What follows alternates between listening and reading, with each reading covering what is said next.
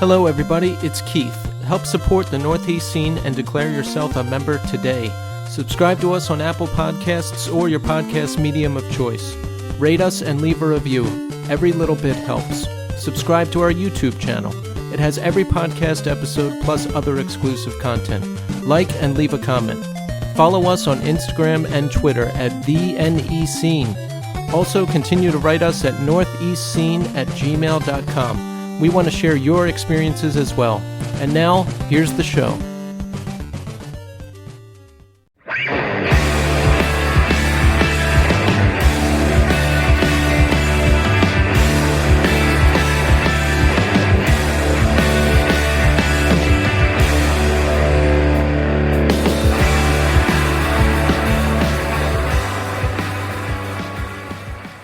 Hello, everybody, and welcome to the Northeast Scene Podcast. This is Keith. And Tommy.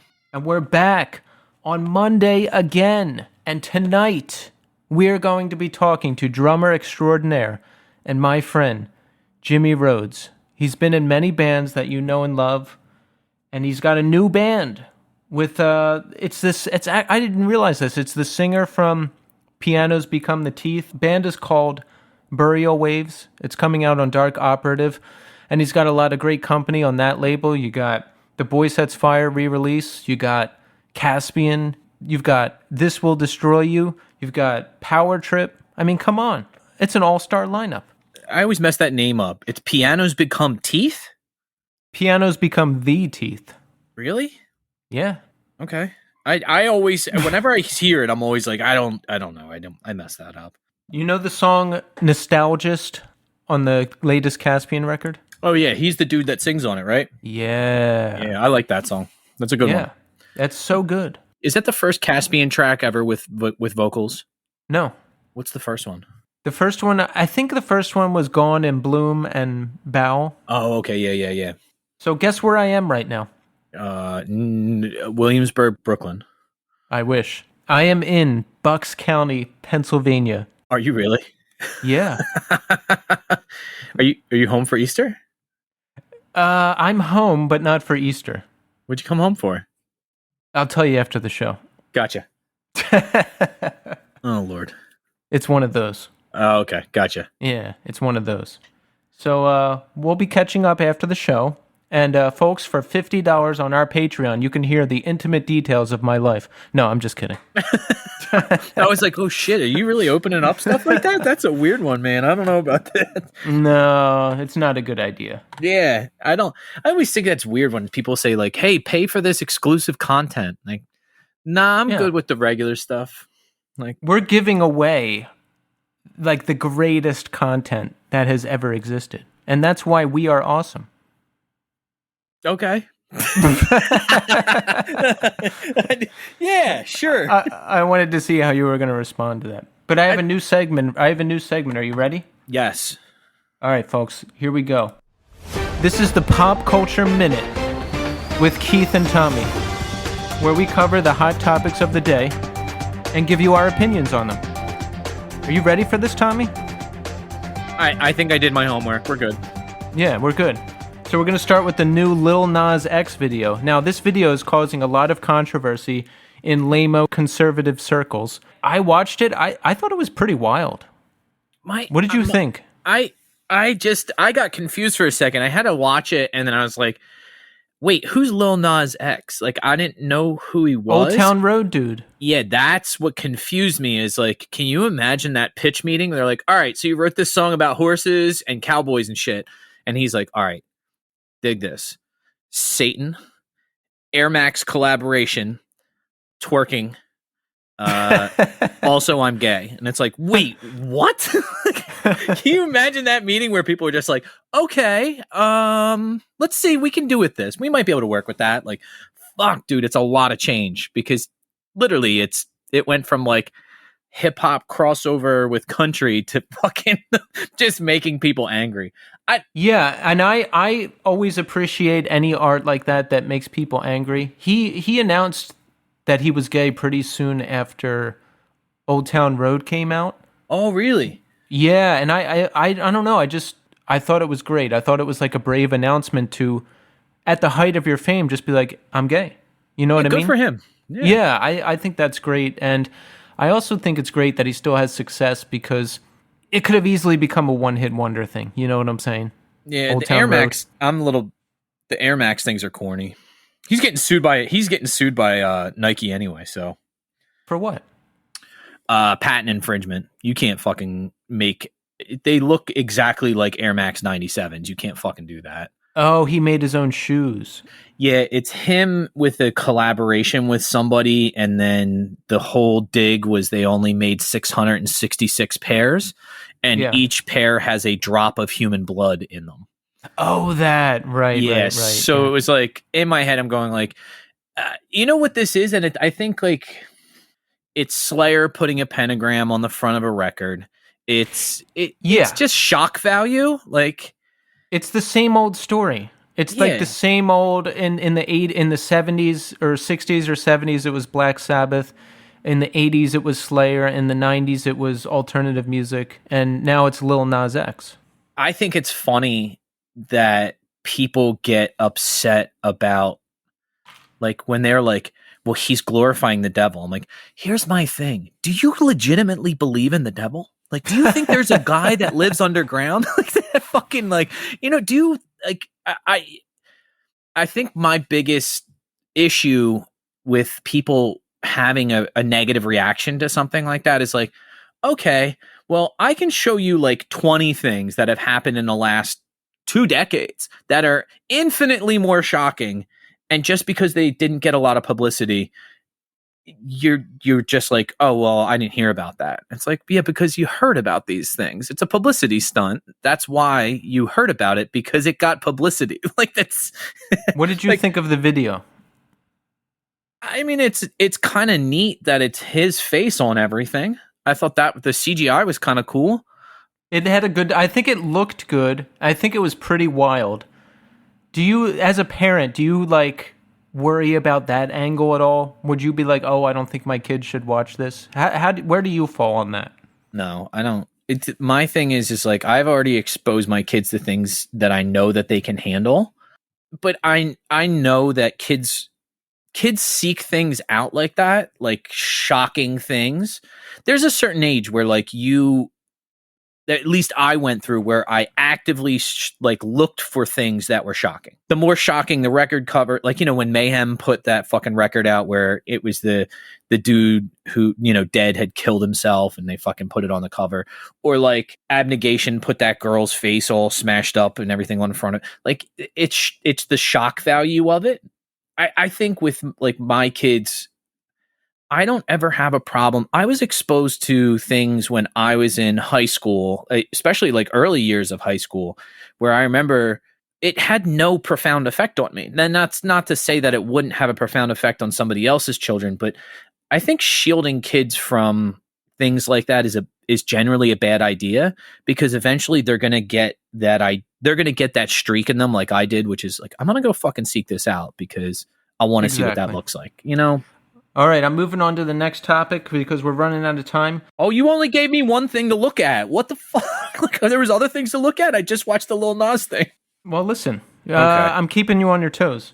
Oh, Lord. Do you remember the band Eve 6 from the early 2000s? Put my tender heart in a blender? Yeah. Beautiful Oblivion? Yeah. Have you read any? The guy from the band started tweeting a lot, and he's like a Twitter sensation now. Have you read about any of that? No, I'm not on Twitter. I have 3 accounts on Twitter and I never look at it. I don't know how to use it. A brief aside, don't go on a long thing, but the other day I tweeted and I was like, Tommy isn't on Twitter, so I can post anything I want about him here. Yeah, you can. And people liked it. Oh, good. That's good. Yeah, I don't But anyway, the guy from this band is just like tweeting, and he's like posting about everybody, like about how the singer of Third Eye Blind is like a huge dick, and that guy's like a notorious dick in music scenes, and he's arguing about like how capitalism is bad, and he's fighting with the drummer of Jimmy Eat World, because Jimmy Eat World drummer is like more of a centrist lib, and the guy from Eve 6 is like more far left like I am, and it's just really entertaining stuff. So Tommy, if you ever get on Twitter again, check it out. I won't. All right. I won't do that. I think All right, next. Godzilla vs. Kong. Did you watch it? I didn't know there was one. Are you going to watch it? No. Did you watch Kong Skull Island? No. It's good. Check it out. All right. And last but not least, the Zack Snyder cut of Justice League. Did you watch it? I have never seen a superhero movie. Ever? I've never even seen Spider-Man. Now, here, I will watch Godzilla vs. Kong because I have HBO Max, and I did see the first two new King Kong movies. They were good. I do not like Zack Snyder's superhero films. I don't like how they look. They're I don't like anything about them. I'm sorry, Zack. And the Zack Snyder cut of Justice League is 4+ hours long. And I don't watch any TV or movies anymore, so I'm definitely not watching that. But Tommy, I have a superhero movie recommendation for you. Are you ready? Go. Wait, you've never seen The Dark Knight? No. Bro. Okay. I actually know this. Somebody posted the first scene. You know that the robbery they do in the dark. Yeah. Is that so I've seen that part, and I was like, "Wow, that's a really cool thing." Like, because I just didn't understand how it was going to work, and then that part where the school bus just pulls out and pulls in with all the other school buses. I was like, "Okay, that was fucking awesome." Like, that was a really cool scene, but it didn't. I just didn't go, "Oh, I'm gonna go watch the rest of that movie." I didn't. Watch The Dark Knight and watch Logan. It's a 2017 Marvel superhero movie centered around Wolverine and Professor X, and it's very bleak, very moody. It's amazing. Is it that dude? Is it the who's the guy that always plays Wolverine? That guy, yeah. Hugh Jackman. Yeah. It's yeah. him? It's that dude? Okay, cool. Watch it. No. Watch it. You'll love it. No. I'll watch. And that's it, folks. That's it. That's the Pop Culture Minute with Keith and Tommy. I've addressed a lot of things, and Tommy will be watching none of them. So, You know what? We got to try, though. We got to keep trying to stay relevant. Right? No, I'm gonna watch Trading Places for. I'm gonna watch Trading Places for the fucking 1,000th time and laugh. So how you doing? Now, keep in mind we have 2 minutes left. So you take 1 minute. I'll take 1 minute. Doing great. I'm on spring break right now. I'm at my house. Just got back from the shore. Spent the weekend down the shore with my kids in Sea Isle. Went on the beach. Went to the arcade. Got ice cream. Ordered pizza. It was everything the beach would be, except it was 55 degrees outside. How was the arcade? Fucking, the only thing that I play at the arcade is skee ball and pinball. They got rid of all the pinball machines to make way for these kind of like goofy, like, shooter games and like, the ride motorcycle games. Skee ball is still there, but they have shower curtains in between each lane.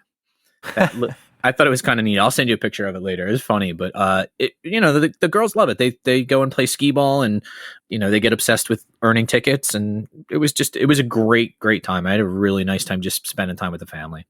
Did you Tommy them and offer to buy the prizes on Amazon instead of them earning them through winning tickets? We did have a talk about economics on the way home and about how much you actually earn per ticket, like how much a ticket actually would cost you in real money.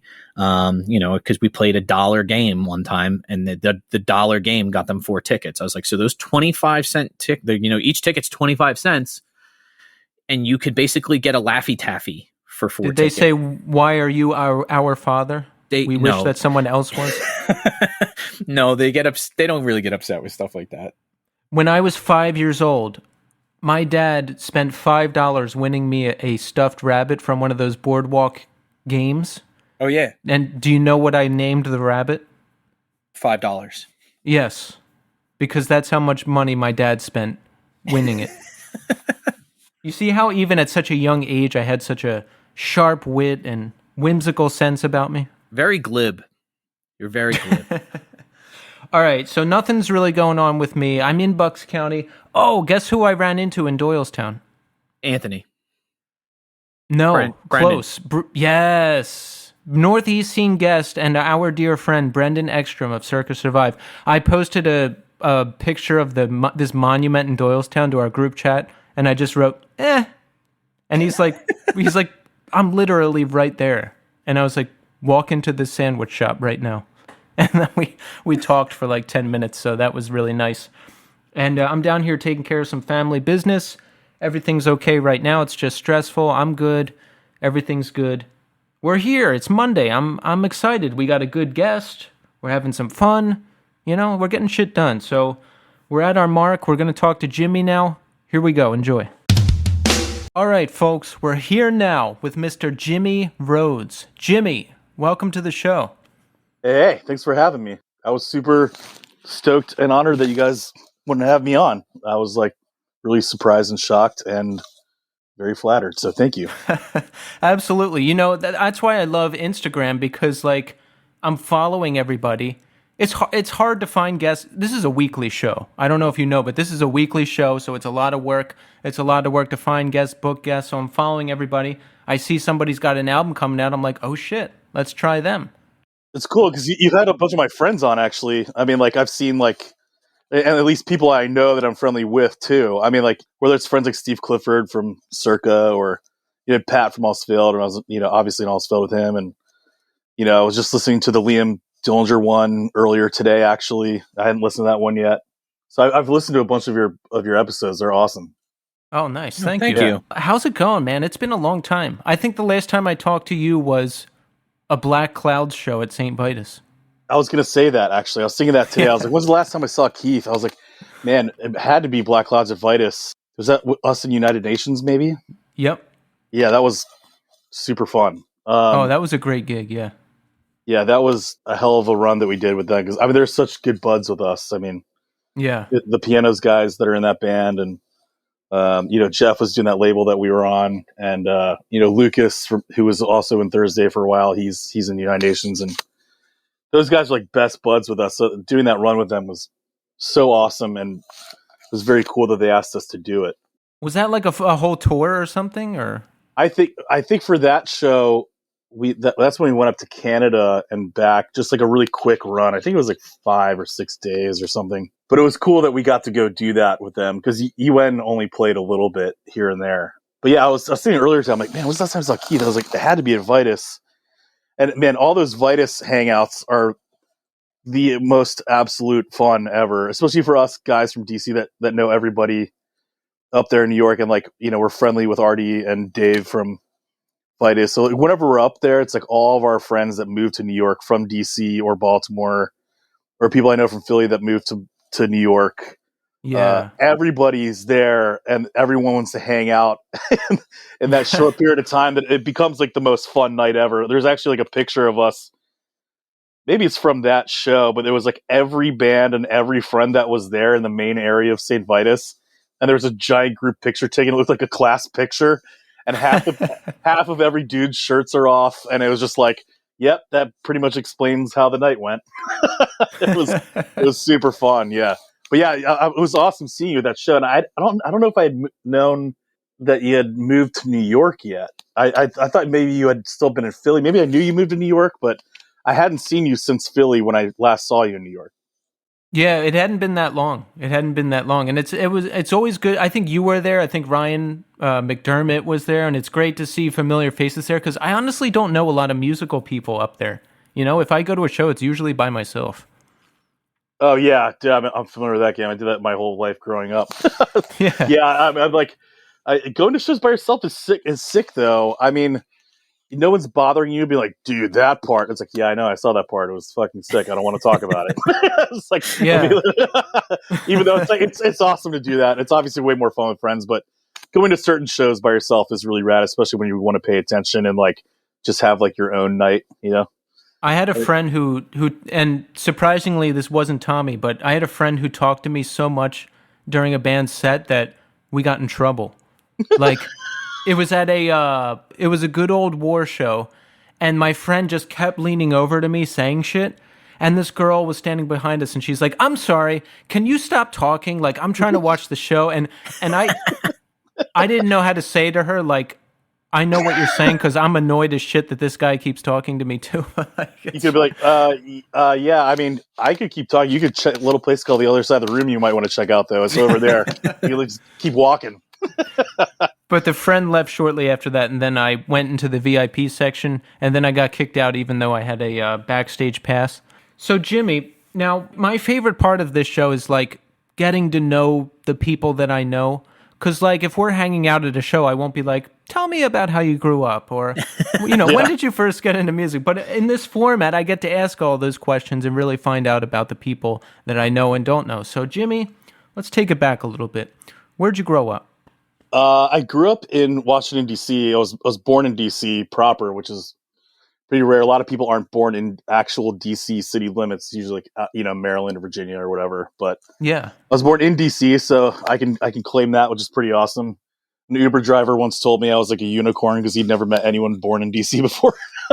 It's a very transient city. Yeah, it's like no one in DC is usually from DC. It's very rare. It's like being born in Manhattan. It's like, Yeah, totally. And I grew up in DC. I went to school in Bethesda, Maryland, which is like right outside the city. And then like my mom moved to Bethesda when my parents got divorced. And my dad is in Ocean City, Maryland, which is where I'm right now. He has a surf shop and works his ass off like basically May until January. Then he goes on vacation from like January till May. And so wow. when the pandemic hit, my girlfriend and I live in a basement apartment in DC right now. And when the pandemic hit, we were like, when it first started, we're like, let's get to Ocean City. My dad's out of town. Let's just use his condo because like no one's down there. It's off season, and we'll just see what this virus is all about, and we can work remote from there. So I've been spending a lot of time here. She's been back, at work since June. So like I'm in DC pretty much half the week, in Ocean City half the week right now, just kind of waiting for work to get back because I'm currently furloughed at the moment. But yeah, I grew up in DC, to answer your question. Yeah. Tell us about your musical trajectory. How did you start playing drums? How did you discover the large blanket of music that we're into now? Well, I think it was when I was a little kid. My cousin had a drum kit at his house, and I always was fascinated by that drum kit. I remember I think he gave me like a drumstick, like one drumstick. I was like super young. I was just like slamming it on my mom's dashboard, just like trying to destroy her car. Just like so like I'm a very happy dude. I was a happy kid. I was just like I just loved hitting the dashboard and making some sort of beat. I just remember that. So I always remember like liking drums even from like very young age, but around like 5th grade I think I got a practice pad, and I basically just have always wanted to be Dave Grohl. Growing up, when you're in 5th grade in 1995, and you're familiar with Nirvana and all these awesome 90s drummers, like from like Matt Cameron from Soundgarden or Dave Grohl or John Stainer from Helmet or whoever it might be, like they're just such fun drum parts. I mean, like, and it's a pretty awesome and, in my opinion, easy way to learn drums. It might be harder for other people, but I mean, that time was just like, it just kind of lined up perfectly. It was just like, man, I love the idea of drums. These songs, all those bands, was like, man, the songs are like, you can kind of figure them out, whereas like guitar was harder for me. It seemed like endless amounts of notes on a guitar, whereas like drums, it's like, it's almost like I feel like a Neanderthal could do. It's like, oh, this makes this sound. This makes this sound. I hit them together, and now I make this sound. But like, it's not like those parts were too hard that those guys were doing. I mean, obviously, like someone like Matt Cameron from Soundgarden's a little more like was playing a little more intricate stuff, which is kind of like the next step that I took. But like when it came to like Nirvana or like that original, like even like that original like Local H drummer, he was like such a badass. I remember seeing him and like being like, that guy hits harder than anyone I've ever seen in my entire life. I would just basically want to destroy every drum I see. And so I got into that, and I got into those bands from obviously like the stereotypical, like I grew up skateboarding. I heard you guys making fun of that the other day, like, oh, which friend are we going to interview, and what are they going to tell us about when they started skateboarding and started listening to music? But in my scenario was a little different. My dad had he was the GM of a bunch of surf shops when I grew up. So I grew up around punk and skateboarding, and like as soon as I learned to walk, like I was on a skateboard. Yeah, so I actually like I learned how to surf when I was a young kid, and then I never really got into it. I was way more into skateboarding and playing drums, and that's all I could think about. I went to like a private all guy school, like uniform. I didn't really know anyone was into music, but I was like the type of dude that was like, I played on 3 lacrosse teams, but I also like skateboarded and played drums.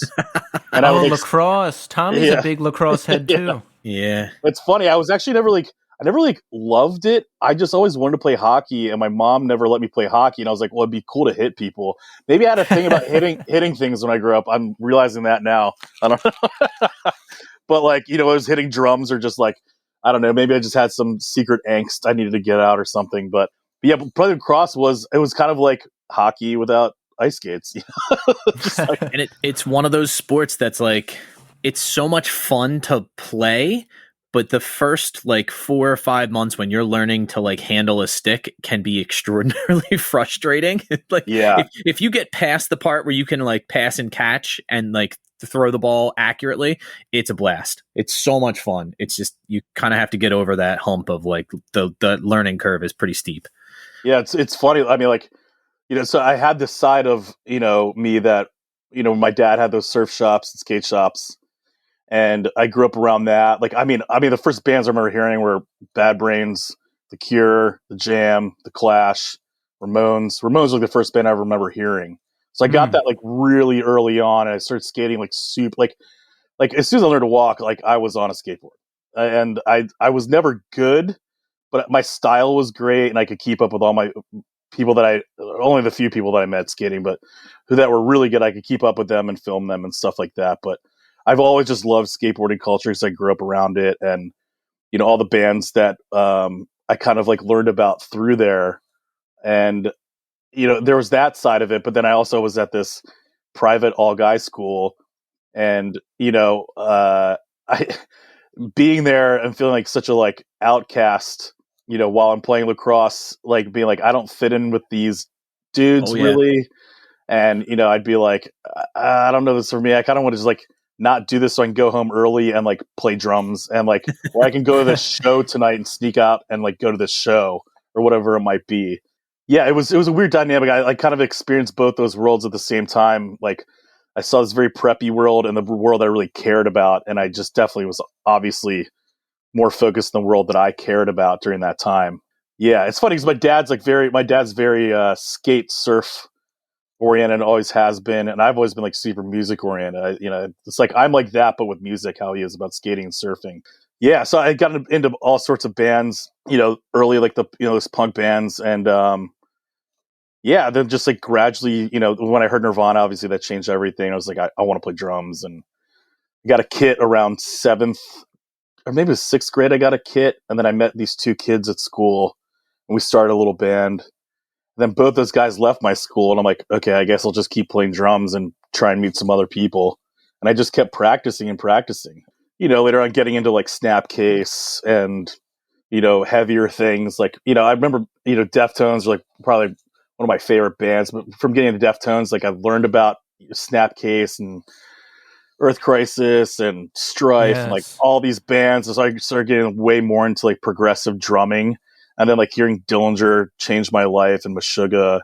I started getting way into that stuff. Oh yeah. Being that age, it was just, 99 in 9th grade, like hearing, Calculating Infinity was just like my mind exploded, Yeah, that was such a life-changing record. Could you ever drum like that? Could you do any of that wild stuff? It's funny. Not a lot of people know this, but when I'm very dear friends with Chris Penny. I haven't talked to him in a minute, but when he left Dillinger, Greg, the singer of Dillinger, Greg and I are very, very tight. He asked me if I would do Dillinger because Chris is going to do Coheed. And I ran through Panasonic Youth one time with him because Greg and I had started our own band. Not a lot of people know that, but we'd started our own band for a minute with Aaron North, who had just left Nine Inch Nails and used an Icarus line.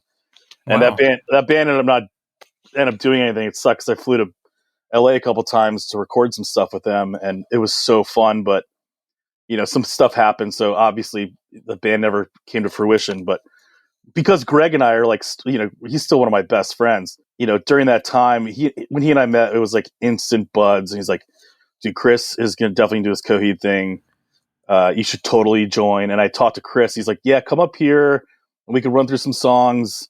And I think they're going to try and do this one tour, and I'm probably going to do Coheed, and then I'm probably going to go back to Dillinger. But if you could fill in, that'd be cool.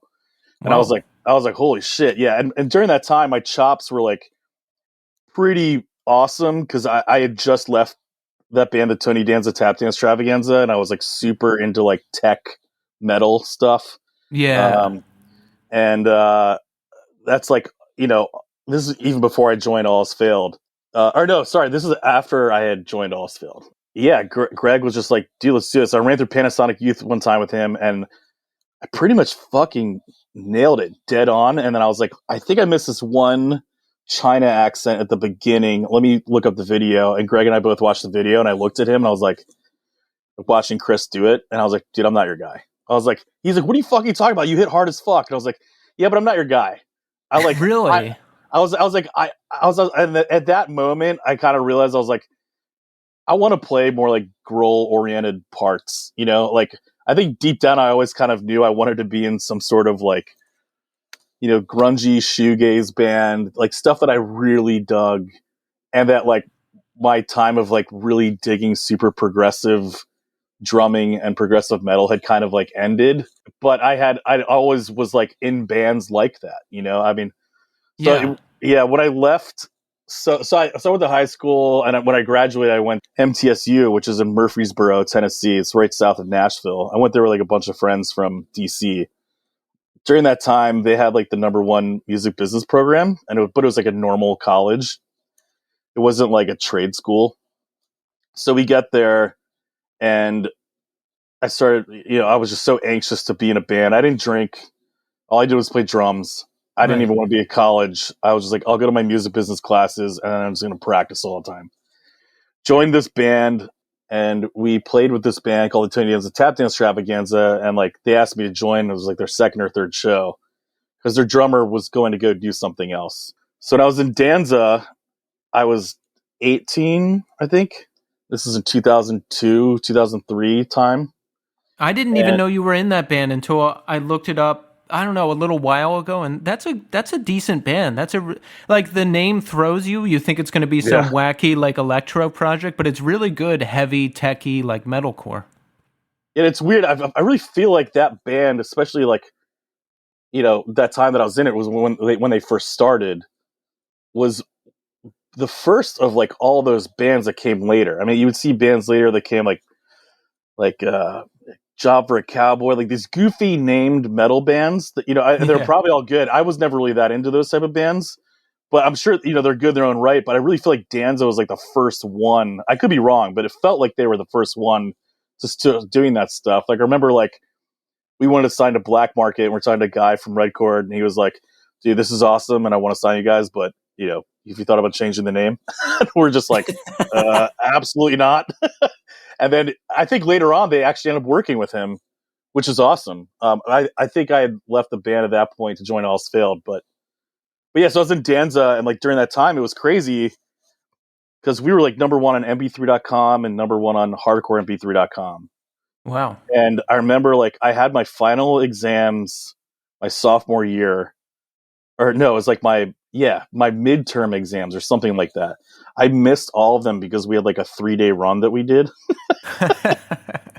And I was like, it doesn't matter. I was like, I'm like, we're #1 at mp3.com and hardcoremp3.com. We're gonna be the biggest band in the world. Like, I like fuck school. I'm out of here. And mp3.com is still the reigning champion of musical destinations right now. Exactly. So like during that time of like the 2003 era, I'm like, man, everybody's like freaking out about it. So like we showed up in Birmingham, I think our first like out of town show, and the 5 of us were packed into this Ford F-150 pickup truck, like total like it's exactly how you think that band would have showed up to a show, and everybody's like, who is this band? We just know about them. They have a goofy name. They Yeah. make fun of Southern stuff all the time. And we showed up in this pickup truck, and the line, I was at Cave 9 in Birmingham. Mm-hmm. And there's like a line on the block, and I was like, Whoa. who's playing with us? And then like all these kids were there to see us, and we played the show. It crushed.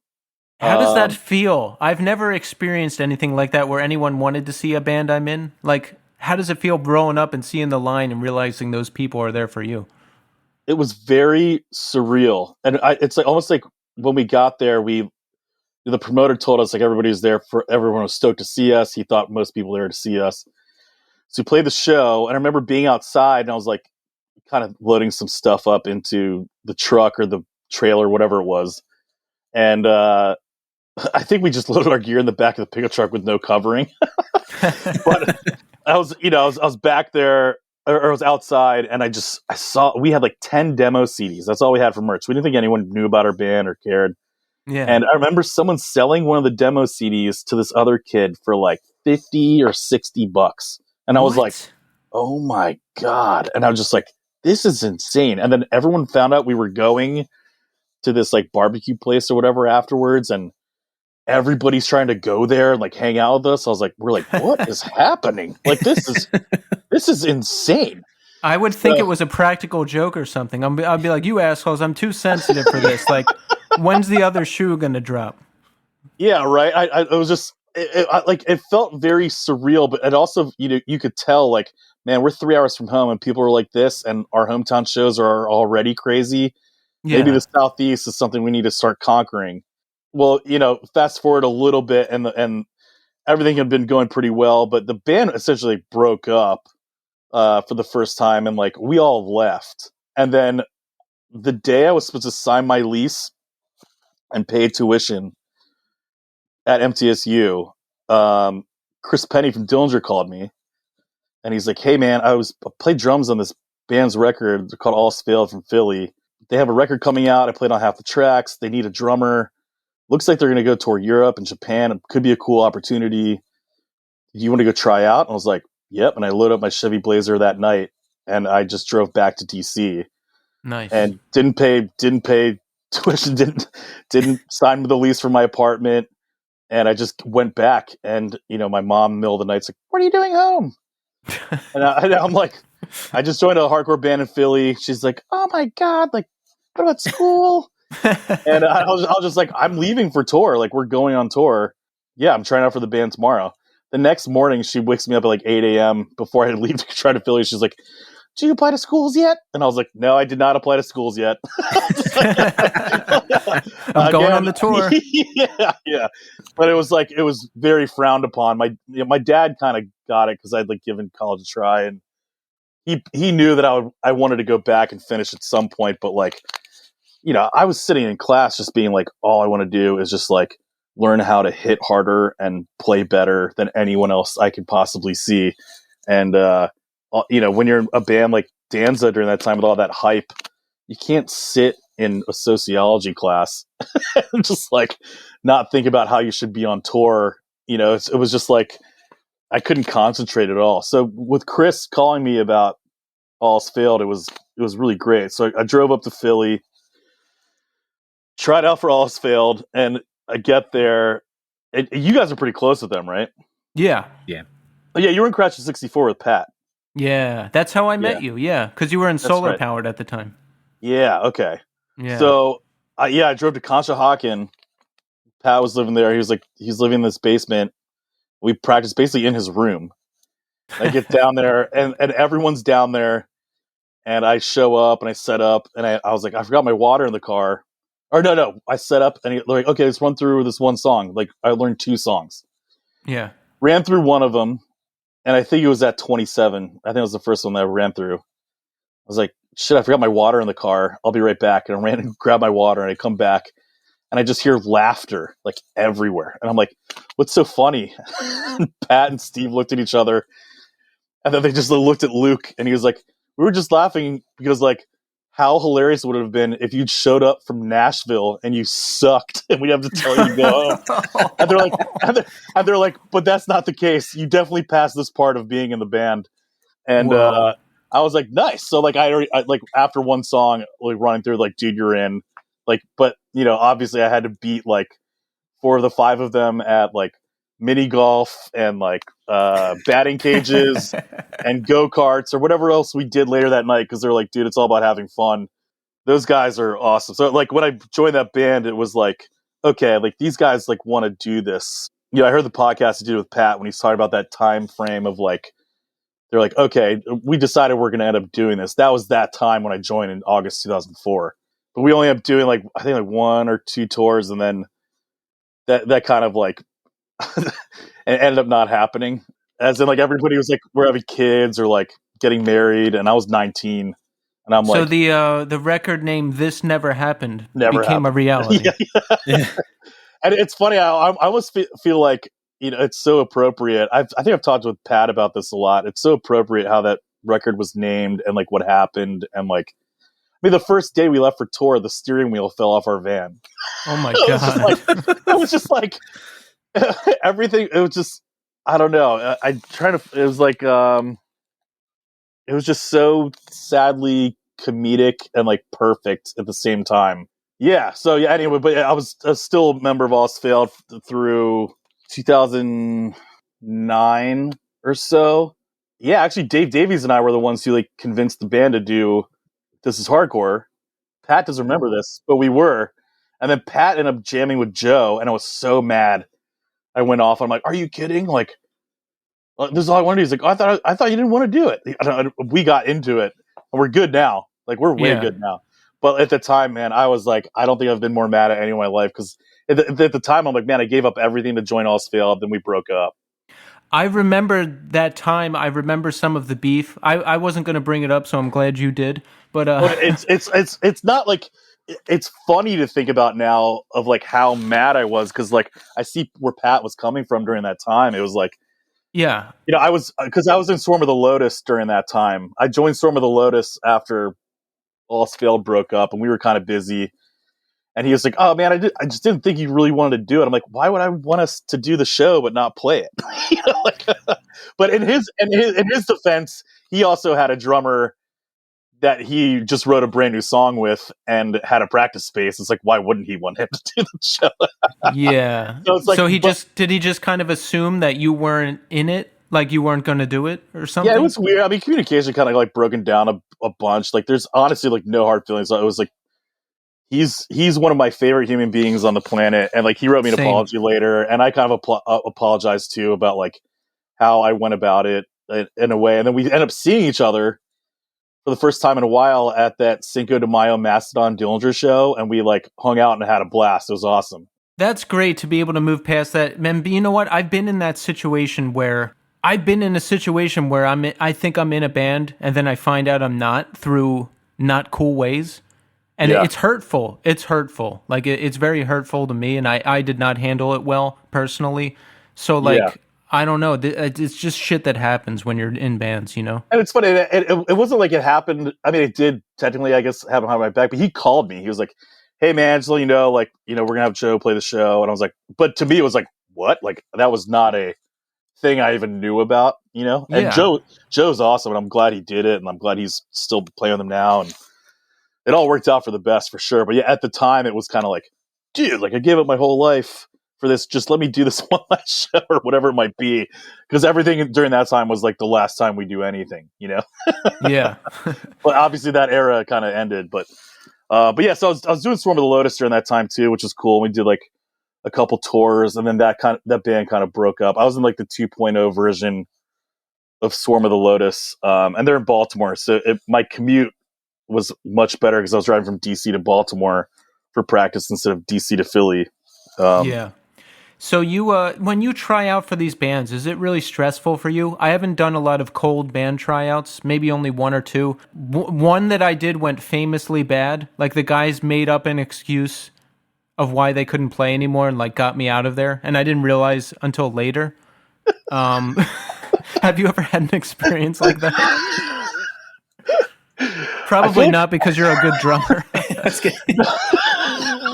I just, well, it's funny, like thinking about that scenario, like when I went to go get my car, when I tried out for allelsefailed, like to get my water, when I came back and they're all laughing. I was Yeah. like, man, maybe they're laughing because they're just like, what the fuck are we supposed to do? We don't want this guy in our band or whatever. Like, yeah. like I don't like think too highly of myself. Like I've obviously I should have prepared, but it could be another thing, like a personality quirk or something, why you don't want someone in your band. Right. And so, obviously hanging out is like most of the stuff, but no, I've never been in that type of scenario. I usually show up like super prepared. There's actually I have one story that happened kind of recently. I don't know if I should name the band, but there is a band that is from my area and with some pretty well-known dudes in it. Mm-hmm. And they asked me to come and record some drums for like a couple songs. And I did, and I was under the impression that I was in the band. But it was weird because the drum setup was awful. It was like the throne was barely working, and like I brought my kick pedal, but like the bass drum moved every time I hit it. It was just like it was one of those scenarios where it's like it's not an excuse. It's just the equipment was just like I could play much better on things that work. You know? 'Cause you're worried about playing things to keep the equipment together rather than just doing what you would normally do. And but even after that, I mean, it felt like it went pretty well. And they're like, "Yeah, we should do this." And then they end up calling like my best friend about playing drums. And I was like, "Well, what's going on?" But I heard later that they were playing with all these drummers. So like it had nothing to do with me personally. Like they played with like 15 awesome drummers that I know and respect and love. And they were just trying to get different vibes for different songs. So maybe they did like what I did, but that's the only time I can kind of think of where it was like, I didn't get the gig, you know, because usually I show up really prepared. And it's weird. Like, you know, people are always like, you know, what Danza recording were you on? What Storm Lotus recording were you on? What allelsefailed recordings were you on?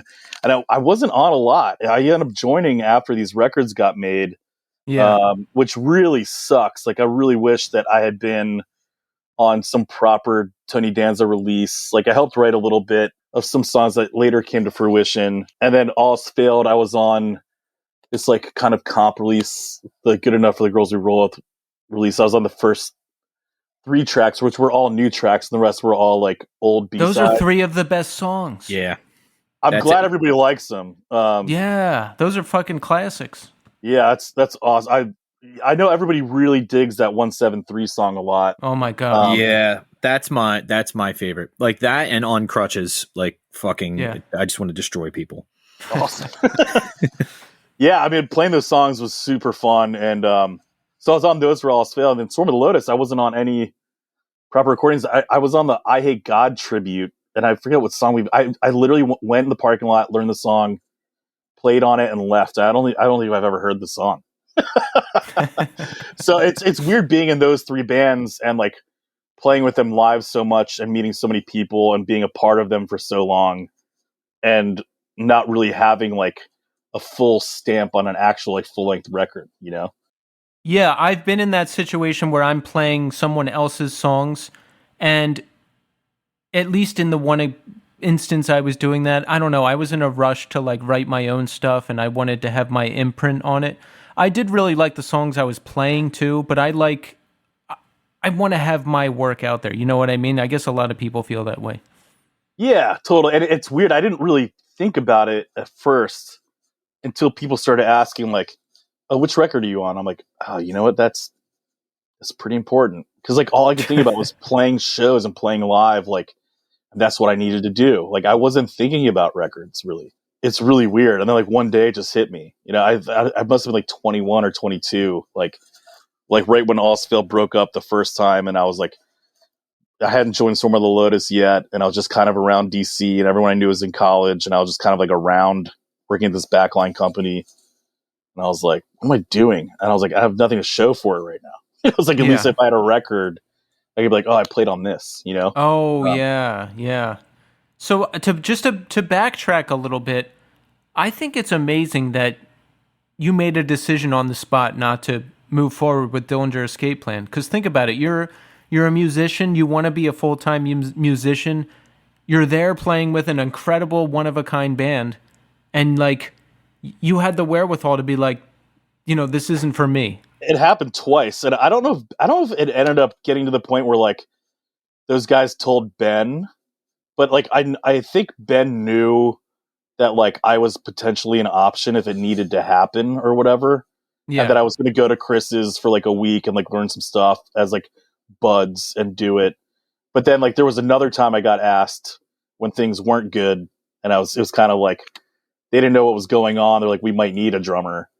And I was like, as fun as it would have been, I honestly know myself. Like if I had joined that band, and even if I got the songs down to the point where it was all muscle memory, I cared about that band so much, and I respected them so much, and the music is so, the surgical precision of those songs that needs to happen every night. I probably would have been super anxious every show. Yeah. I say that now. You don't know that till you're in the scenario, but like I held them to such high regard of like I honestly think the best live band I've ever seen in my entire life was Dillinger circa 2002, when it was just like absolutely terrifying, and strobes. Yeah. Brian Benoit's up there and he looks like it's like he is swinging his guitar 3 centimeters from people's faces in the front. And he knew exactly where it was going, and he's not missing one note. And then you look to the left and Ben is jumping off some balcony and Greg is on top of something hanging upside down, and no one's missing a note. And it's just like, man, you got to really be that good to be in that band. And I really feel like I could have learned everything because I was that much of a drum nerd to like commit to it, and my chops were really good, well, much better than they are now. But like I was like really on it, and I still was just like, man, even if like it gets to the point where Ben's like, okay, let's do this, I probably still would have been like, am I the guy? Maybe I was self-doubted myself or jinxed myself or self-sabotage myself is I guess what I'm trying to say. But like just because you can do something doesn't mean you should. Like, exactly. Yeah. Like I can play this. Okay, that's great. Yeah. Like, is your heart in it? Like, do you really want to be a part of this? And it's like, I think that I go back to what Keith was saying before, but like to have that kind of like self-awareness to be like, you know what? I don't think I can do this, but I don't think this is for me. Yeah. And also during that time, and by the way, I think with that being said, that's so true in so many scenarios, but in that Dillinger scenario, I think I would have probably cared too much and just like I was saying, almost like self-sabotage, just like, man, am I doing the right thing? Like, is this what people would want to hear? Because like, I really I just knew that band was so important, and I didn't want to take away from like the importance that I thought that it meant to everybody else. I was like, I hope I'm worthy of being in that scenario, like, but also during that time, it was a lot easier for me to be like, I'm not the guy, because I was working on that band with Greg also during that time. So it was like, I'm already doing a cool new band with you that sounds kind of like Breathe or Resist meets Nirvana Bleach, and we're like really hyped on it. Wow, I wish that band would have happened. Yeah. Dude, I still have demos on this old iPod, man. I think he has them too, but like, it's funny, like we'll text each other, we're like, do that one riff on song 2. I'm like, I know. I'm just like, and we always like talk about like one day, like we'll record the stuff again. But I mean, we recorded, I don't know, like a bunch of ideas over a few different times. I flew to LA, and it was Aaron North. He had just left Nine Inch Nails, Greg and myself, and then I forget who else was supposed to be in it. There was a bunch of people that were talked about, but we were all really excited. I think they had met with some labels too when I was back in DC, and some stuff happened. I'm not really sure what, some personal stuff, and not with me, but it didn't end up coming to fruition. And Greg and I were pretty bummed, and we're just like, well, if it happens one day, it happens, and at least we had that really fun time. Like we just have a fun time hanging out and playing music, Absolutely. So I met you when you were in Solar Powered Sun Destroyer. Yeah. When was that? That was like 2008 or 9 or something like that? Yeah, so after Swarm broke up, I was like, I'm sick of joining bands that are breaking up. Because like Danza broke up, Allsfailed broke up, and then Swarm of the Lotus broke up. And I was like, I want to start a band where I am already friends with the people. Yeah. And I want to do a band where people will be like, I want to do this. Yeah. So the whole point of Solar Powered Sun Destroyer, whose name I ripped from Founded Hanging. That's a Founded Hanging song. I thought it'd be so fun to like do a band with that name that sounded like Failure and New Cave-In sounding stuff, like Antenna Cave-In, Jupiter Cave-In. Okay. And like Failure. Like we loved Fantastic Planet. So I kind of like assembled this band, and some friends moved into town, and it kind of just ended up not being what we wanted it to be. And it got to the point where we were very frustrated that it wasn't sounding like newer Cave-In and Failure-ish type of stuff, and it was going in a direction that we didn't really want it to go. That we just kind of like broke it up and started blackclouds, which was a 3-piece instrumental band that I was in for a while, which is that's the band that that's probably the band up until right now that I've been the most proud of to ever be in, is blackclouds. And that was such a good band. I caught you guys, I think, once, maybe twice. But like, I always remember this one riff from this one song. I can't remember the name of the song, but just seeing it at St. Vitus and all the lights and everything, it's like, it was a great band. And I'm like a huge post-rock head, so it was right up my alley. Yeah, that's really awesome that you dug it. It's funny when Solar Powered broke up, we're like, what are we gonna do? And we're just so bummed. And like, okay, let's just start writing music that just sounds like a total loud bummer. And if we end up having, because we were just so bummed at a lot of things and things just like not working out, that we're just like, fuck it, like let's just write a record about the end of the world. We'll just make it like a soundtrack. Ended up not needing vocals, we didn't think, and we made that first record, Everything's Not Gonna Be Okay. A friend put it out on his label, which was awesome. It was like a very tiny label, Australopithecus, I think it's called. It's a very long name. Yeah, you got to have a zippier label name, man. Yeah, he's the best dude in the world. He was just like, dude, I love your band. I want to put it out on vinyl. And it was like our second show, and we're like, man, we're working on a record right now. And he just like did it. He's like coolest dude ever. It was like nice. It was like a best first case scenario for like a new band, When we started that band, we just want to be like this big bummer. And I was like, listen, if we're not gonna have vocals, let's just make this the coolest thing we possibly can. Not that we haven't done that in prior bands before, but let's make it look like Nine Inch Nails is playing in a 200 cap club. Let's just make it absolutely fucking crazy with lights and fog to the point where everybody's like, what the fuck did I just see? Who's in the band? And honestly, kind of inspired from, Dillinger and, the way that like when the Minor Times did their lights, they had like certain cues up that they did also. And it looked just fucking insane. Like, those are two bands we definitely took the cues from. And, obviously I think Minor Times definitely took some of those cues from Botch and stuff like that. But we were just like, let's make that, but amplify it. Like, and just make it look like, holy shit, I just saw a stadium show inside this like 50 to 200 cap club, because we're never going to play anything bigger than that. That was our mindset. And it worked, because the time I saw you, I still remember those lights. Like, that's one of the first thing that comes to my mind. Yeah, that's so funny. And it's weird. Like, I heard a couple rumors that a couple bands wanted to take us out, but they wouldn't because of our light shit. And I was like, oh man, we could totally like scale down or just use a couple floodlights or something. Like, and I don't know if those rumors are true. Yeah. But I would not be surprised if they were, and I would totally understand. What's their beef? Is it like they don't want to be upstaged or something? I don't know, and I can't remember who was actually like the bands that said it, or like friends' bands being like, "Dude, I bet those are hindering you guys from getting on certain tours. You guys are killing it right now, and you're drawing like crazy." I mean, we did like, I forget how many people we did. We headlined 930 Club within the first couple of years of being in a band. We drew like a ton of people. It was with like 5 other friends' bands, but like we headlined, and it felt pretty full in there, which was like a bucket list goal for all of us. And we're just like, man, we really need to like keep trying to get on more of these shows. And like, it was just kind of like, all right, can you guys do this? But we would try and get it into these shows, like to be a support slot, and then we would mention later that we had lights, just so they wouldn't say no. It's like, oh, actually, that's an important part of the band. Our light guy is actually a member. Like, this needs to happen. Like we don't need to use the fog, but the lights need to happen. I think people started to get kind of annoyed with it, but I mean, it looked sick when we were doing it.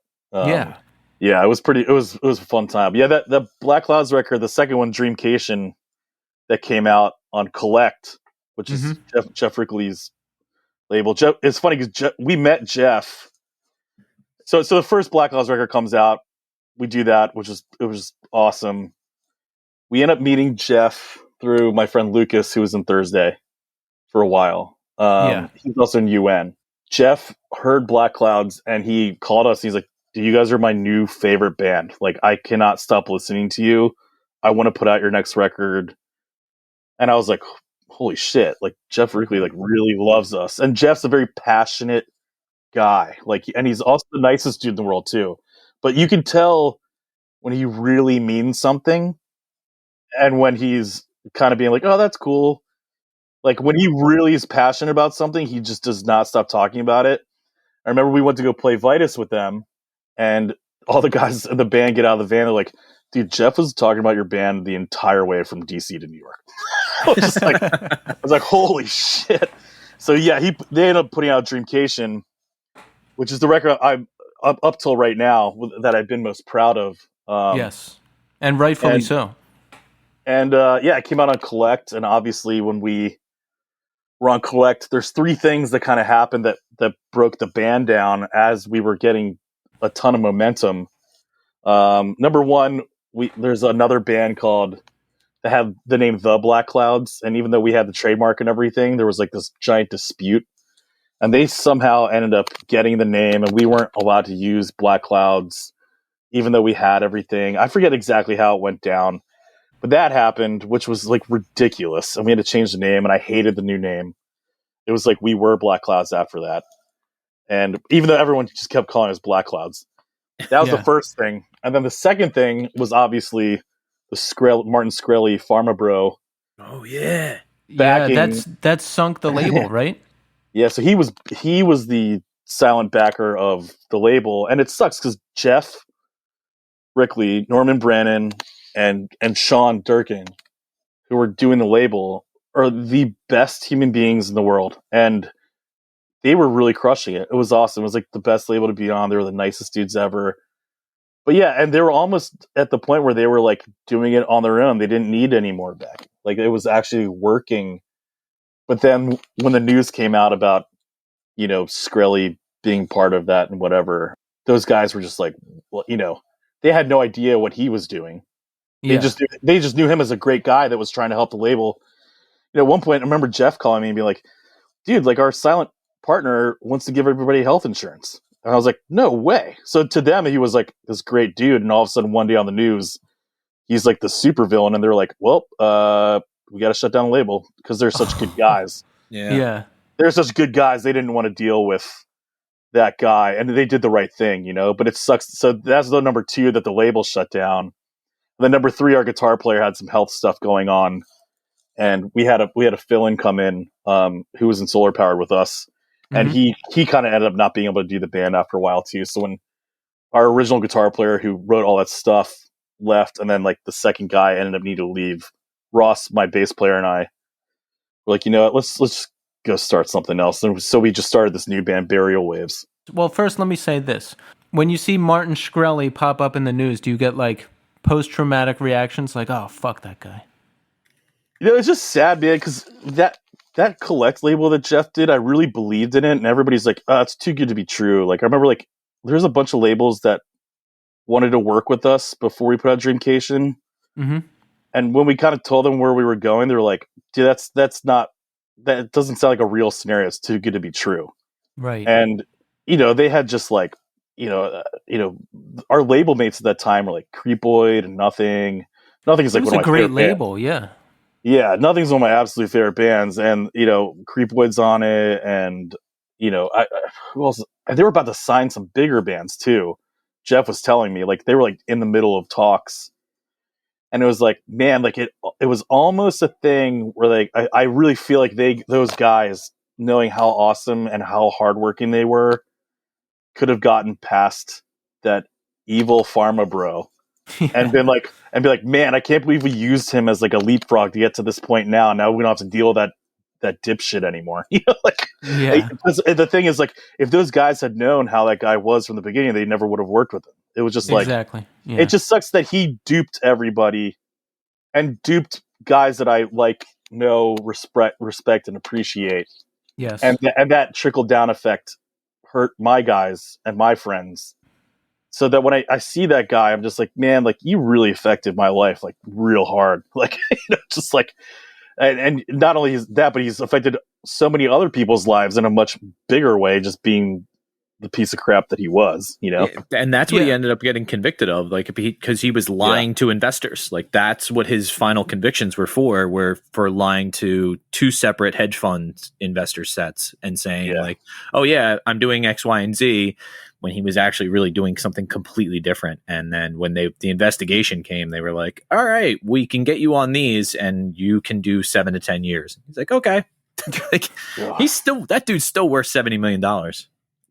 It's weird. I remember like there's like South by Southwest showcase for Collect, and like, you know, we weren't able to go down because we needed to find a way to get Justin's gear down there, because for blackclouds he had a very specific type of setup, and we were all super broke during that time, and we're like, we can't afford it. Like, can we go down there? We find out that Skrelly had, you know, who was the sound partner at the time. We didn't know who he was. The only people that knew he was were the guys at the label, and they didn't know that he was evil. Yeah. So they're there, and I'm hearing that this backer is flying bands down that he's like wanting to look at signing for Collect, and we were already on the label. I'm like, why can't we get flown down there? You know, it's just like, what the hell? But yeah, anyway, you know, when I see Skrelly on the news, the only thing I can think of is how much he affected me and my friends and those guys, for sure. Because I mean, again, Jeff, Norman, and Sean, those three running a label was like it was just like the coolest scenario ever, and they just let us do whatever. I mean, they were like, we know you're not going to tour, but like, you know, we also know that you guys really want to license songs out for movie trailers and, you know, commercials and stuff like that. So we want to try and use you guys, and that, you know, to do that. And that was what we wanted to do. Like, we wanted to score movies and things like that. So Yeah. that was kind of the reason why we were able to be on that label when most bands would need to tour so much, you know. Did you ever meet Martin Shkreli? No. Okay. I was like curious, like when you, because you see him and you have this evil association. I was like, I wonder if you meet him, if he's like just not cool. You know, you get like an eerie feeling from him. You know, it's so weird. I remember Jeff telling me the way that he met that guy. He like bought this Thursday guitar that was for charity, and he like way overpaid for it. He was like, he seemed like this magical mystery greatest person ever, and like to the point where Jeff was like, dude, we should get lunch, man. You just donated a lot of money to this charity, and I really appreciate that. You know, and then that's when they met. They were like, hey, if you want to start a label, I'll help. You know, and he was just like, cool. Wow. And you know, imagine being someone awesome like Jeff, and then finding that out behind your back, and being like, man, this guy ended up being evil the whole time. Like, it's tough, you know. The headlines were like the worst thing, because like when you found out, like the biggest thing that I remember, and this is the only one I remember from this story, was he raised the price on an HIV drug 5,000% overnight, and it was like, okay. That sounds like, and when you see him, if you've ever seen that, what's the show? That show, 30 Rock with Liz Lemon. He looks like Liz Lemon's agent, who is apparently like like he's like an 18-year-old kid that like is wearing like this ill-fitting suit. Like he's always like wildly underprepared for everything. Like, and you see him, you're like, wait, that's the dude? Like you think it's gonna be like this like evil like Dr. Nefarious. Yeah, and it's this fucking like nerdy looking kid. Like you're like, what the fuck? It's like, dude, I could totally beat this guy up, and he's just the king of suck. Yeah, it's weird. Now that I'm like, it's funny. I'm like, now I'm talking to you guys. It's like, man, I wonder if we should even be talking about this. Oh, yeah. No, we can. I guess it's good podcast content.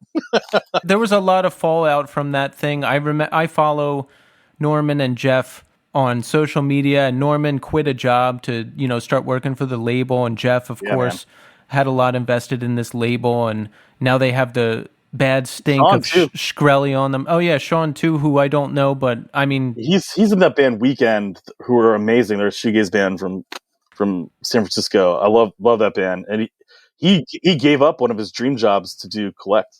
Oh yeah, the reverberations are many. So Black Clouds comes to an end, and now we're doing Burial Waves. Now let's talk about this. We got a new band. Yeah.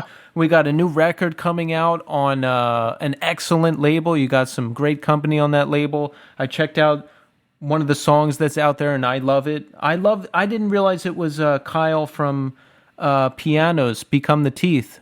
By the way, it's not a record. I hate to burst your bubble. We just have a single coming out soon with a video, and then we're going to basically put out a bunch of singles, and then kind of maybe release it as like one thing. But like because of the pandemic, we kind of got set back a bit. We played 2 shows, and then the pandemic hit, and we weren't able to play as much. So we recorded a few songs this summer, and we're like, okay, we have nothing to put out in the world. We have one video that's on YouTube at the moment that was like a live video that we did to help promote a show. Because we're like, no one knows what we sound like. We might as well record a live thing.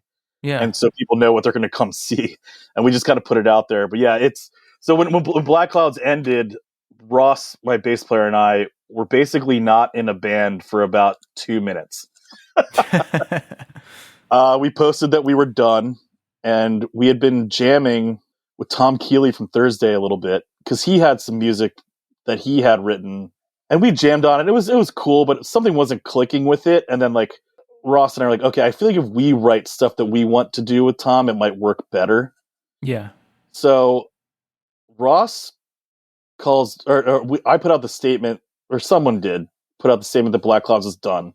Within 2 minutes of that, Kyle calls me and he's like, dude, I'm so sorry. Kyle from Pianos calls me. Like, dude, I'm so sorry. Like, it sucks. Like, I love your band. If you ever want to do anything, man, like, let me know. Like, because he and I have very similar music tastes. Like, yeah, you know, we love like, you know, Drab Majesty and, you know, 80s new wave, dark wave sounding stuff and shoegaze stuff. And I wanted to do something different. And so he's like, dude, if you want to do something, like, I'm down. If you want to do something different, like, I feel like I could use another outlet that's different than Pianos. And I was like, dude, yes, I don't know how we're going to do this. I can't play guitar and you sing, but let's figure out a way to do something, you know? 3 minutes after that, Ross calls me. He's like, hey, Tom Keeley just hit me back. He wants to know if we want to start doing stuff again. We need to find a singer. And I was like, well, Kyle just called me and he wants to start a band. So I guess it looks like we're in a new band. Which That's is beautiful. sick. It's like, we love those guys and they're all such good friends. And that's the thing. That's the thing that's so weird during this whole time period between 2002 to like basically now. We've become friends with so many bands that are just like, dude, how haven't you guys been in a bigger band yet? You know, just like, because we've all kind of played together and something always kind of happens. But like, you know, when we were in Solar Powered, it seemed like the only people that cared about it were the Circus Survive guys and the Thrice guys. And they were just like all about it. And it was like the most flattering thing in the world, but it's like no one else really got it. But those, we kept in touch with them. Yeah. And then like when we did Black Clouds, so many people dug it, but then like all those 3 things happened, like, you know, the label thing and the name thing, and then like our guitar player health stuff. And during every band, we became friends with all these like bigger bands and became very close with them. That everybody's just kind of like waiting to be like, yo, why isn't anything happening? At the point where we're playing with Tom from Thursday in my basement for a while because he just loved what we were doing, you know? Mm-hmm. So that was the first incarnation of the band before we even had a name. And we were just like trying to write some stuff. And then Tom got super busy and Thursday got back together. So Ross ended up putting his guitar on instead of bass and writing some riffs. And he wanted to sound like basically like a heavier version of Torch, which How do you get heavier than Torch? How? As I'm saying that, I should back up because you can't really get heavier than that except for Meshuggah. Yeah. But what I'm trying to say is, in his mind, he wanted to like absolutely destroy.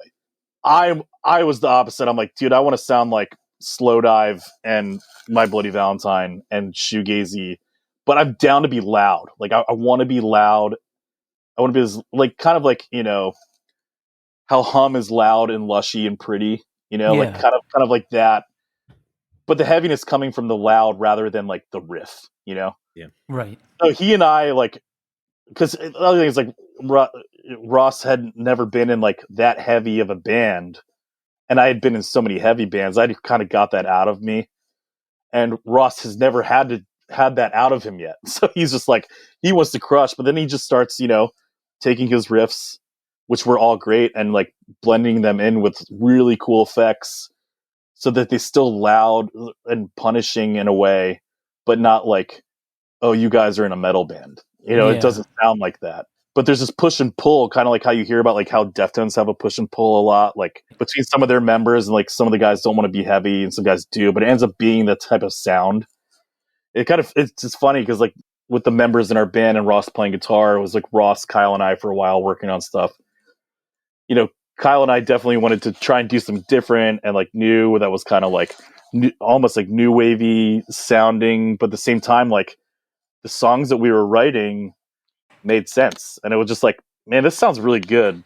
Like, obviously, I would love to be in a band, that sounded, even more different than this. But like, man, we're all buds and we're writing these songs, and we have about like 2 records worth of material, and that we're just like sitting on, waiting to just like finish.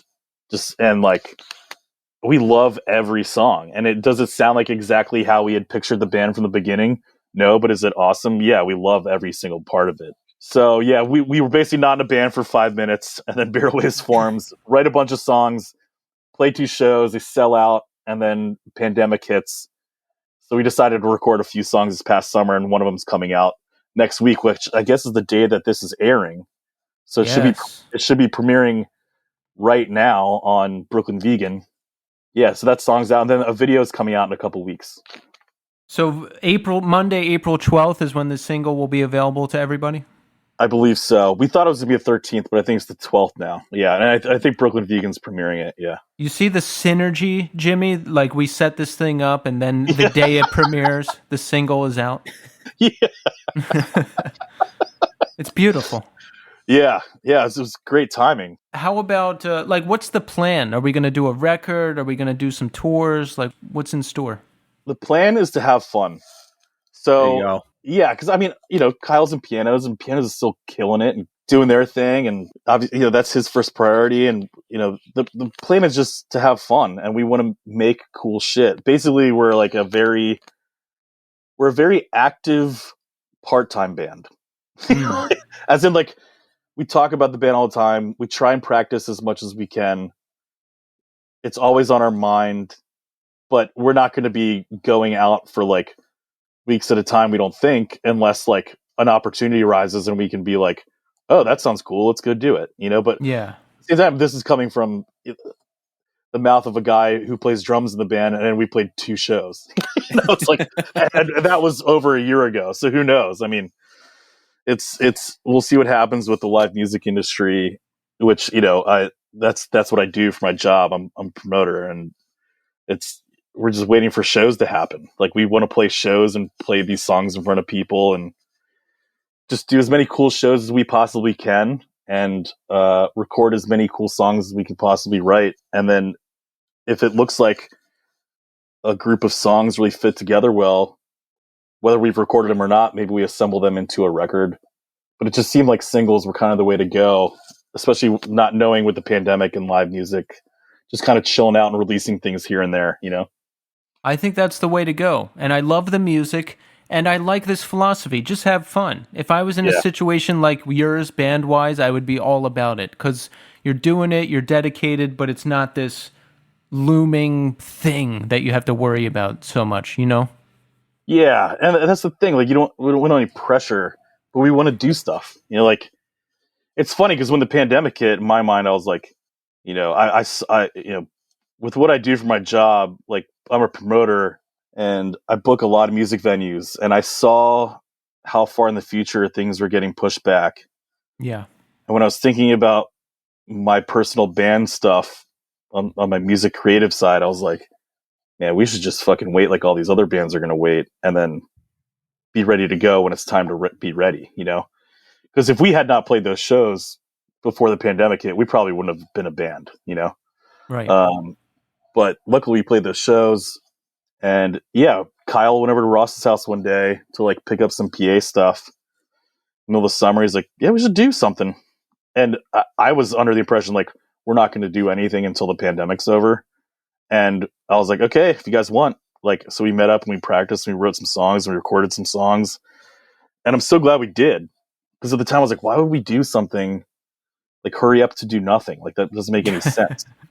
But you might as well do something when you're doing nothing, you know? So it all worked out, and I'm so glad we did it. It's been such a breath of fresh air anytime that we can meet and play.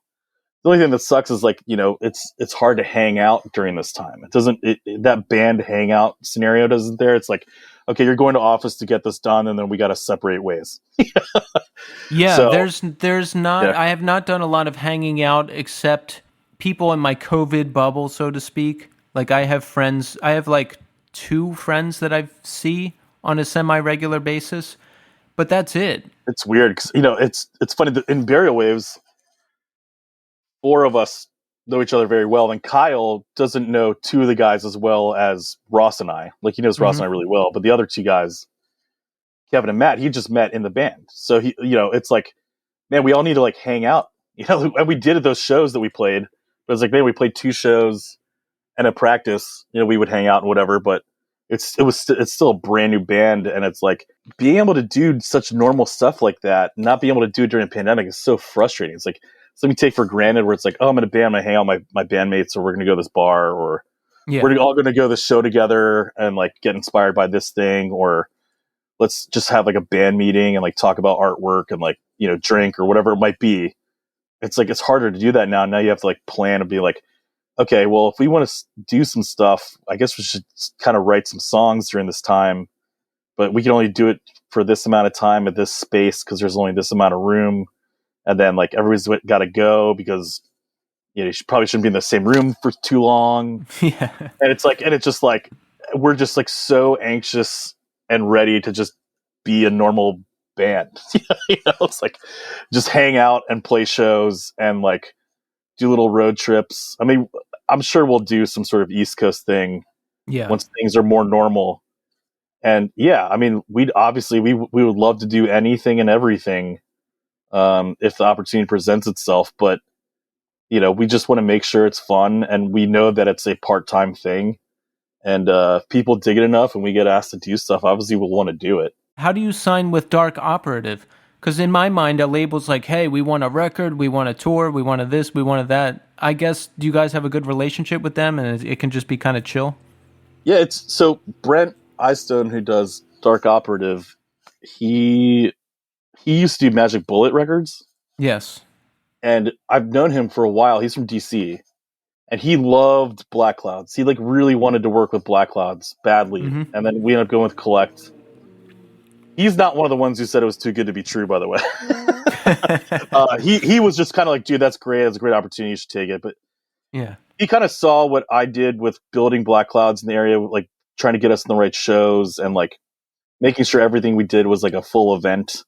And, you know, when you're getting an instrumental that big in Washington, D.C., when no one in that city cares about instrumental music, and all of a sudden there's some sort of like, you can kind of tell that something's happening. If for someone who used to have a label in that area, he noticed right away. And he was just like, dude, I love what you guys did. And like, you know, the aesthetic of everything. I'd love to work with you one day. So we kept in touch, and, you know, we played a show with his band. We were in Blackclouds at Black Cat with like Fairweather. I think he was in Bleached during that time. And yeah, it was us, Jay Robbins, Bleached, and Fairweather. And it was just like, chatted with him. He's just like, dude, I love the band. Like, let me know if you guys ever want to work together. So we kept in touch, and we get to when Barrel Waves is happening, and we realize it's becoming a thing. Mm-hmm. You know, the lineup solidified. We have about 10 songs. We're like, okay, well, what do we want to do as far as putting something out? And I was like, you know, I wonder if Brent would want to work with us, because I feel like we'd fit in that group of bands. Caspian, This Will Destroy You, Power Trip, and like all these bands we love, and like we're buds with, you know, half the dudes.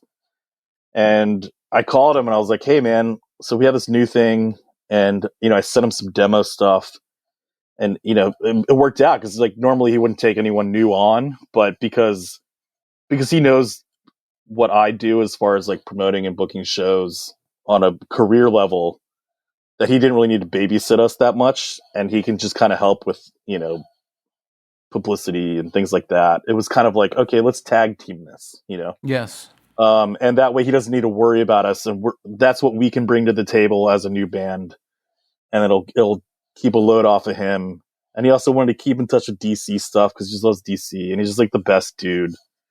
And that's just kind of like how it happened. I just called him. I was like, dude, would you be interested? And he's like, dude, I mean, yeah, let's do it. It's like, so it's cool. So it's not like a full-time responsibility for him, but he's going to be, I mean, he's already been the biggest help in the world, I mean, for stuff that is out of my range. When it comes to like marketing and like putting stuff up on streaming platforms and things like that, like when I'm at work, I can have like my, marketing team do that type of thing where I'm like booking shows. So I can like worry about us trying to get on shows, and he can kind of help with the stuff that I'm not really that good at. Right. It's the perfect union, business, and then you guys just play the music. And hopefully we get to the point where we get an agent, then I don't have to worry about anything. Yeah. I'm still waiting for that too. Yeah, I think everyone is. And I'm sure agents are waiting for bands at this point. It's really sad, man. I really hope we bounce back. I mean, like, it's been really hard for like every agent that I know and every promoter I know. Like, it's just such a weird thing seeing the live music industry just come to a halt for over a year now. I didn't see that one coming, I have to say. Yeah. It was not on my bingo card at all. Yeah, it was like first to shut down, last to open, and we all know it's going to be that way. But yeah, now it's springtime, and it feels like things are kind of like on the up and up. Everybody in the music industry is like, okay, like, are we ready yet? Is everyone vaccinated? I'm very involved in many music scenes, and in my inside connections, I hear many things being booked for next year. So that gives me hope. Yeah, I mean, and I'm not going to talk about work stuff, but I will say that, like, I was very lucky. I survived like 3 different waves of furloughs, and I was like on the 4th wave of like furloughs. But when I was furloughed in September, everything was pretty much booked, fall and spring for 21, 22. And then, things have moved around so many times. Like I remember like listening to the podcast with Steve Clifford from Circa with you guys. And he was talking, he's like, dude, we moved our tour 3 times. I was like, I know for a fact that they did because we were talking with them. It was just like, it was just so crazy seeing that happen. And like, just everyone on all end of it, it was just like playing Tetris and dominoes at the same time, where it's like, if one thing goes wrong, it could affect so many other things. It was crazy. And, but yeah, hopefully we're at the point now where it's like, I obviously haven't been actively working for about 6 months now, but hopefully I'm back soon and we can get live music back up and running and play some shows, and I can destroy some drums like I destroyed my mom's dashboard when I was a kid.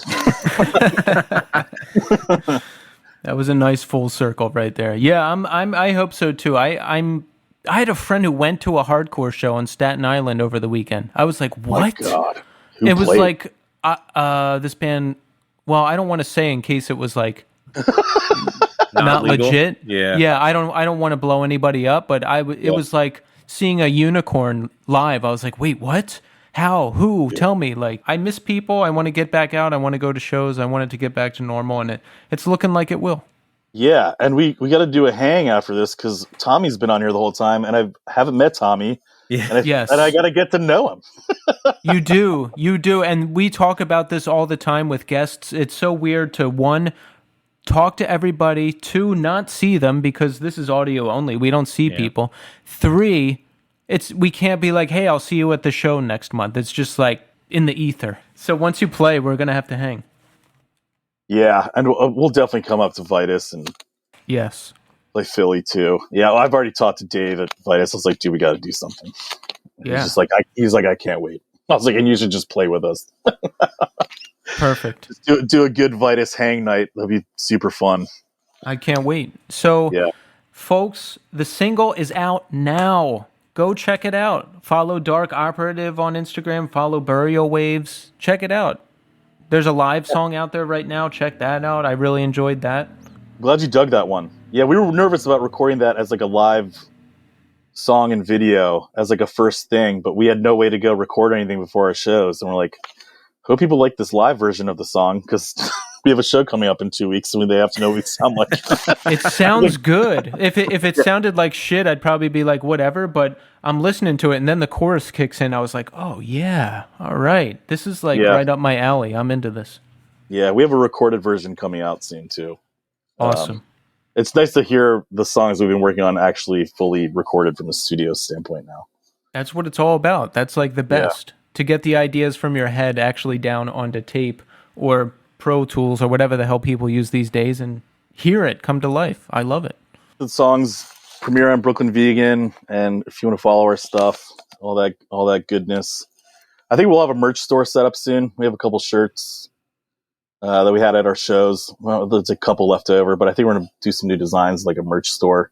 If you want to check that out, hopefully that'll be up by the time this airs. And yeah, just thanks so much for having me. It was like seriously super flattering that you even asked. And yeah, it's crazy. After talking about all this, I was like, man, it's been a long time of doing a lot of stuff to get, and now it's another new band. You know, it's like I'm 37.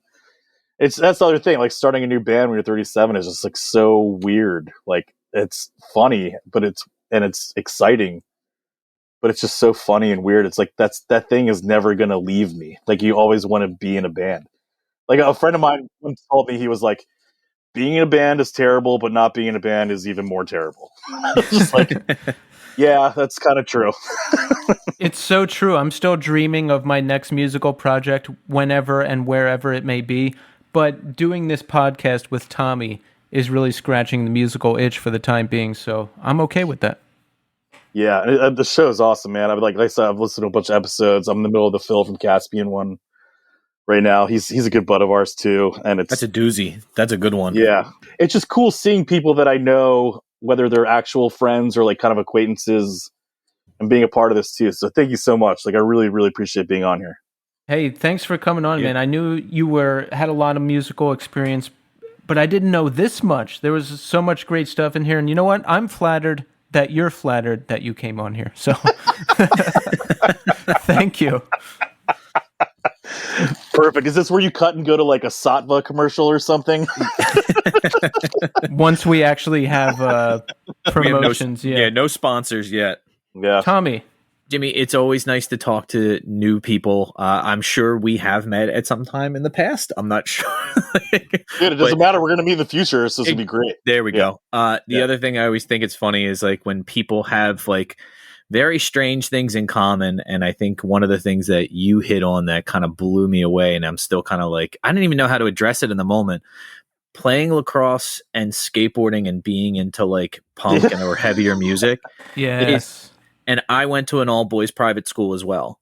So, and it was like that isolation of the only reason I kind of stayed in that school and stayed with music was because my best friend at the time was Anthony Green from Circa Survive. Yeah, Anthony's man. He's awesome. Yeah. But it's so nice to hear somebody else that has such a similar story and has gone a completely different direction with it. Like it's awesome and I love it. And again, I really appreciate you coming on. It was really awesome to talk to you. Yeah, thanks. You know, it's funny. I was just thinking about that. I remember leaving lacrosse practice and it was like a Tuesday night, and like I went to Capitol Ballroom in DC and I saw Candiria, Vision of Disorder, Scarhead, and who else was the other playing? Shutdown maybe. And it was just like, I remember being like, it's Tuesday night. I'd rather be doing this forever. Yeah. And seeing shows like this than being at practice.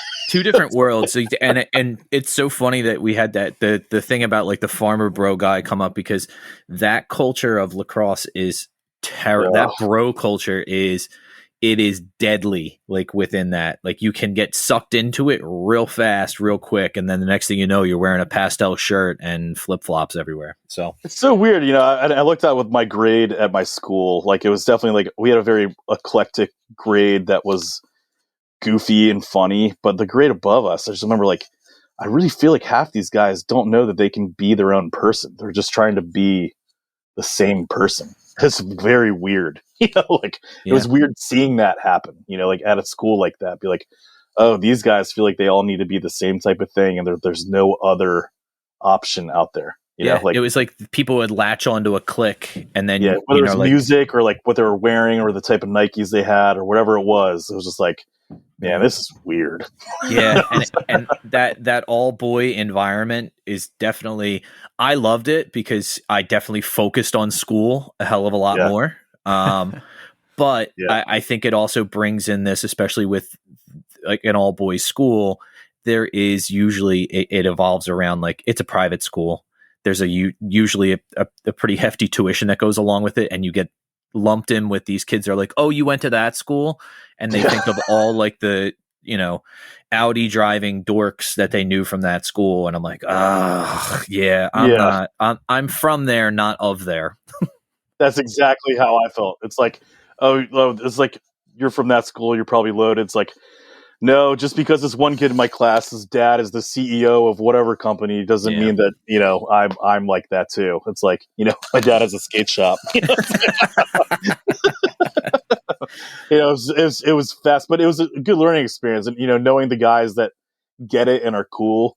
Yeah. When you are in an all guy school environment like that, and it's a goofy class, it's the funniest thing in the world because everybody's just trying to outdo each other on like the funniest things ever because they don't have to worry about making an impression with with the girls in the class or whatever. It's just you're with your like best buds, and you're just trying to make each other laugh the whole time. So like junior and senior year end up being like really funny, but if you're in the wrong grade or it could be terrible. Hopefully you're with the right types of people. All right, well, Jimmy, this was absolutely awesome, and thanks for coming on. Yeah, thanks again for having me. You guys are the best, and I can't wait to listen to future episodes.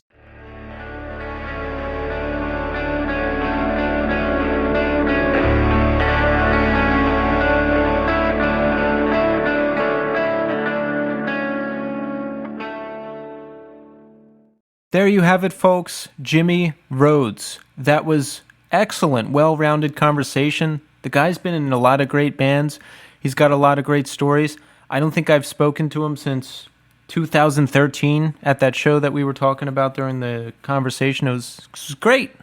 It was, and you know what? I this is funny. I don't know if you noticed this, but him and I have really similar laughs. No. Did you notice that? No, bro, I'll be honest. During these conversations, I'm so laser focused and like in it, I miss stuff. So when I go back and listen to it, I'm like, oh fuck, I wish I would have like been able to talk more about that. You know what I mean? Oh yeah. And it's funny when I hear somebody that has a laugh like mine, I always think like the only people that laugh like me are people in my family. And it's always the males on my dad's side all have the same laugh. And it's like, are we related? You guys had a lot of similarities. Lacrosse, all boys private school, skateboarding. Yeah, and it's funny. I always think about those three kind of things put together were very defining in like making me who I am. And it was definitely like, hearing somebody else say like, I kind of felt like I wasn't a part of this, or like I was drawn to more this, the skateboarding and punk rock side. And, I felt like obligated to do the other stuff. And it's like, that's 100% how I felt. Like, it was always like, all right, well, I can't let my team down. And it's like, look, I haven't spoken to anybody from my team except for like 3 people in the last 10 years. Like, so who gives a fuck? I have to tell you something. Go. Stay with me on this, because it's about you, but it's not. Okay. All right, so I'm in Bucks County right now. I had to come down here to do something very stressful. Yeah. So I'm at my house last night in Brooklyn, my apartment, and I couldn't sleep. It's after 1 a.m. I'm still not asleep, and I finally get to sleep, and I have a nightmare. And guess... This is where you come in. I had like a nightmare that, and this is very odd because I usually don't dream about people who are in my life. I only dream about people who aren't in my life. Like people from the past? Yes, people who in the past or who are dead or who I don't talk to anymore. It's very rare that I dream about people that I talk to on a regular basis, especially every day like you. Yeah. So I had a dream that you were having technical difficulties with the podcast. Yeah. And I was screaming at you, like just flipping out, like, and I was like physically attacking you. Like, you have to figure this stuff out. You have to, and here's what I think happened. I had to come down here to do something very stressful today, and I think that stress manifested into that dream about you. Oh. Because we don't have technical difficulties anymore like that I'm referencing. Not like we used to. Holy cow. And I'm not mad at you. I'm never mad at you. So I think that stress, I think my brain like shielded me from the real stress and pushed it into that dream about you. That actually might be pretty valid. My daughters watched that show. I think it's called Brain Games, and they did a whole episode about dreams. And they said one of the current theories that's really kind of floating around about dreams is they take things that are from your life that are either stressful or formative, things that really kind of help you define who you are, and they allow you in a kind of a space without boundaries to re-experience those times. So say you had an argument with somebody and you felt like you weren't heard, or you didn't express your opinion the way you really wanted to because you were afraid about hurting someone's feelings. Then you would have a dream where that same opportunity would present itself, but it would be, obviously like dreams are, kind of sparse and like kind of disconnected, but that same opportunity would present itself, and it's kind of like sometimes you wake up from that and go, yeah, you know what, when I see that again, I might handle that differently. I think that's my theory, is that it just presents something that you need or something like that. Because I've been talking about the breakup. I had a dream about my ex for the very first time. Like, I was sad about the breakup, and in the dream, I was with my ex and her kid, and we were getting ready to go on like a car trip somewhere. And then I woke up and I was like, oh shit. So it's like my brain is like, oh, you're sad about this? Here you go. Yeah. That was my theory about why that happened. I think there's a lot of science to back that up.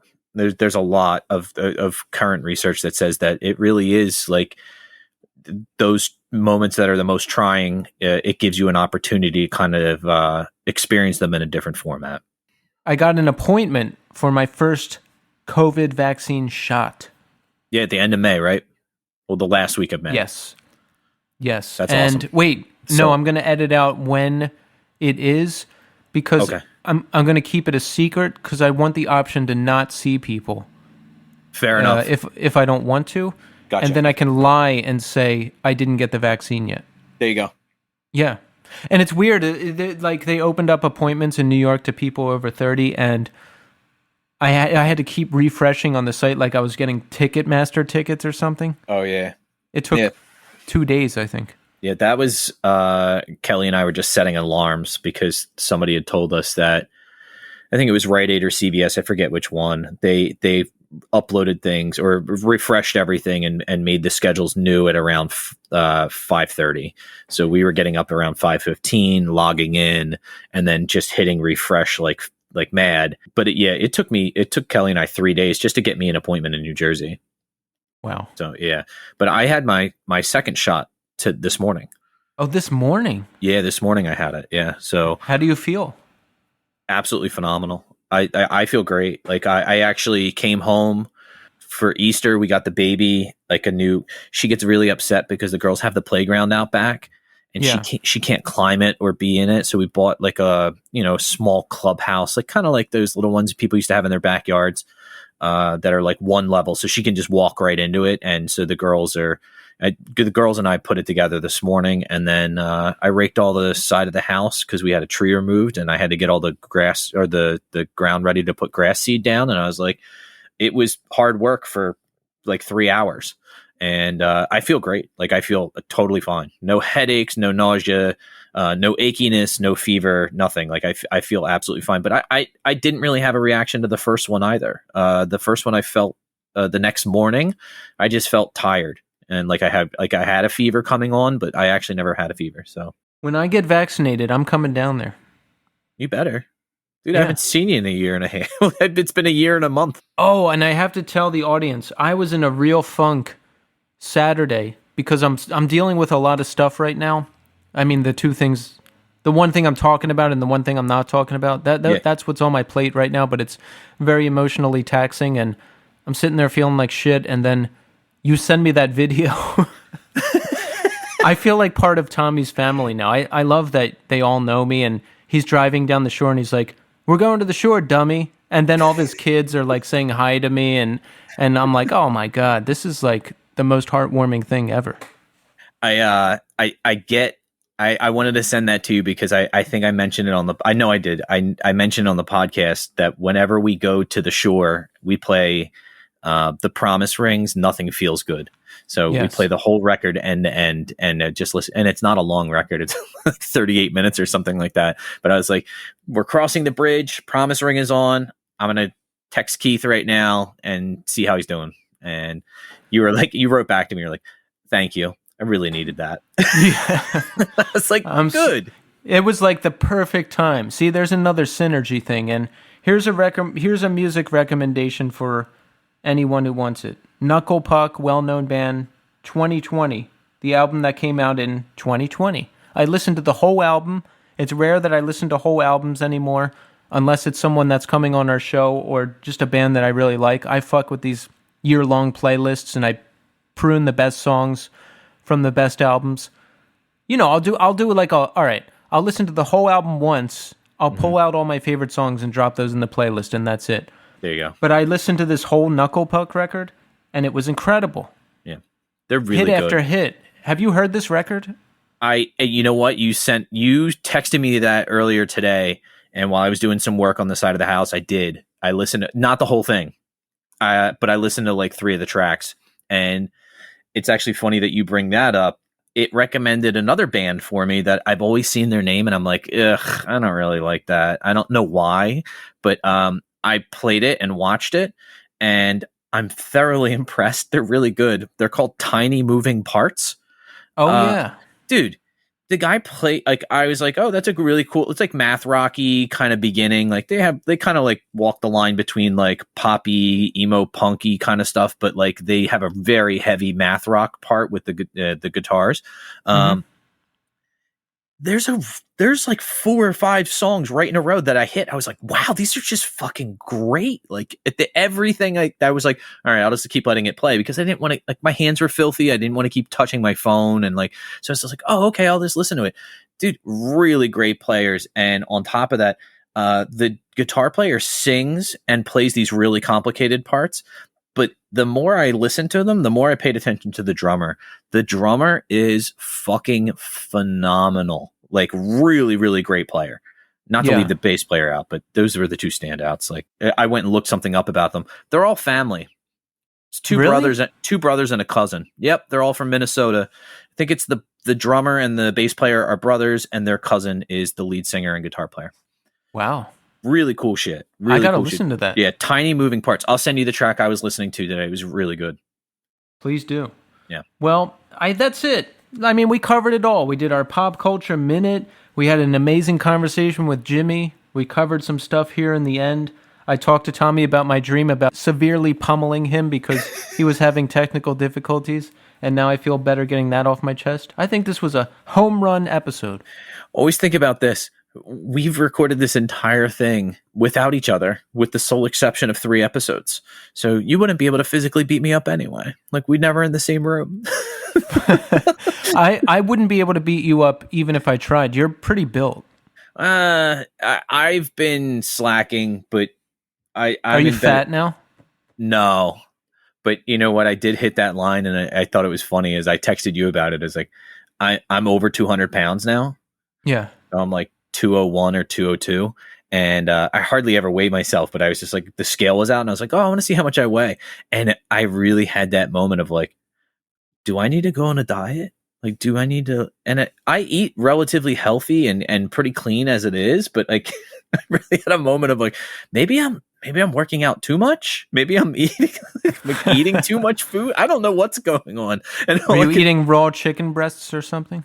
All I could think of was, do you remember that episode where The Simpsons, where Lisa and everybody goes to the shore, they go to the beach, and Homer's packing everybody's stuff into the car, and he goes to lift Lisa's suitcase, and she intentionally forgot her clothes so she could like kind of reinvent herself down there. Yeah. And Lisa looks at him and he goes, wow, that was really light. And she's like, yeah, you must be getting stronger. And Homer's response is, well, I have been eating more. Oh, I gotta watch that show again. that's what, you know what? We got Disney Plus for the girls, and that's one of the huge benefits of that is it has all 31 seasons, and Oh yeah, I have my brother's password. Shout Yeah, out so- to Kyle. I'm gonna dive into seasons 4 through 8. it's actually, it's funny is on there. It's where they also have there's lots of the superhero movies on there, and I always ignore them. So maybe I'll try my best Watch to Logan. I'm telling you. Logan. Yeah, if it's like that kind of like dark and brooding kind of, I think what kind of turned me off is a lot of people like kept like hyping these things up, and like it's like the big summer movies and stuff like that. And I was like, I don't want to watch that. I like it's 30 minutes of story setup, and then shit blows up for a while. Like I don't fucking care. Honestly, I was doing the same thing you were, and I didn't watch them all till much later. They're all good. They're all good. Watch any of them up to Avengers Endgame. There are standouts, like Doctor Strange is a standout. The first Iron Man is a standout. Avengers 1 and 3 are great. 2, not so much. I've seen it like 3 times. I still don't remember one thing that happened. They're good. Okay. It's good popcorn fare, but Logan is like standout. That's the one you should start with. I think that's where I'm gonna start with Logan, and then work my way back to Dark Knight, and then move forward again. That's it, everybody. We're out of time. We got another incredible guest next week, so strap in for that. It's going to be awesome. So thanks, everybody, for listening, and until next time.